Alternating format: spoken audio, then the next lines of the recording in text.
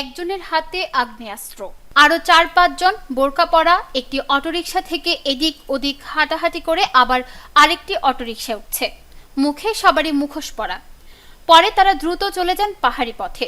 চট্টগ্রামের রাউজানে যুবদল নেতাকে গুলি করে হত্যার পর এভাবে চলে যেতে দেখা যায় সন্ত্রাসীদের।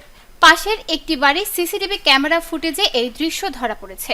গতকাল রোববার দুপুরের দিকে আত্মীয়ের জানাজার নামাজ পড়া শেষে বাড়ি ফেরার পথে উপজেলার কদলপুর ইউনিয়নের ঈশান ভট্টের হাটে গুলি করে হত্যা করা হয় যুবদল নেতা মোহাম্মদ সেলিমকে।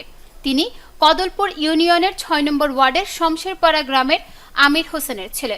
দলীয় সূত্রে জানা গেছে, সেলিম ২০২২ সালে গঠিত কমিটিতে ইউনিয়ন যুবদলের সদস্য সচিব ছিলেন। সেলিমকে গুলি করে হত্যার ঘটনায় আজ সোমবার বেলা ২টা পর্যন্ত মামলা হয়নি বলে জানিয়েছে থানা পুলিশ।